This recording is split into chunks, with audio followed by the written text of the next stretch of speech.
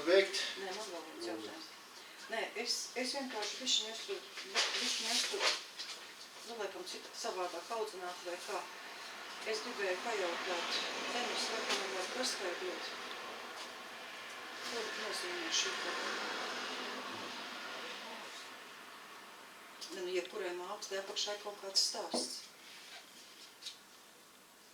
Nu, ko tad tu gribēji parādīt, tā kā izsmiet mani varbūt, vai varbūt arī Brokāni Jāni, kurš pretendē uz manu darba vietu, bet tur vismaz augstākā matemātiskā izglītība, cik pedagoģiskā. Pagaid, nē. Labi, viss kārtībā. Kungi, nu jā. Nē, man ir ir sniegums, bet mums arī ētikas kodeks tomēr un viss pārējais. Un tālāk, un nākošais, manuprāt, es nezinu. Es saku, varbūt es savādāk audzināta un citā vidē dzīvojis un strādājis. Man, piemēram, šis, vai tā būtu kāda māksla, man viņš liekas. Es nezinu, piedod man. Jā, tas ir mans viedoklis. Tas ir mans viedoklis, jā.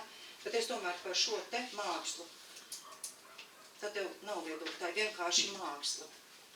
Jā? Ko jūs gribat dzirdēt? Es gribēju, katrai karikatūrai ir savs stāsts, savs pastāsts. Tas lūdzu, kā jūs uzturat, tā uzturat. Tādi, jā? Šādi, jā. Paldies.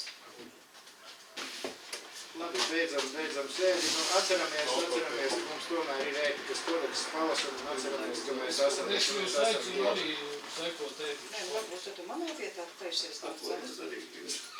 Es esmu, kāpēc es gribēju paļaut. Man liekas, tas ir ļoti nekorekti un izskatīt. Arī viss beidz. Kāpēc ir jābeidz? Nu, kāpēc? Nu, sēdus. Tas vajag konkrēti. Nē, tas ir diezgan, ka man liekas,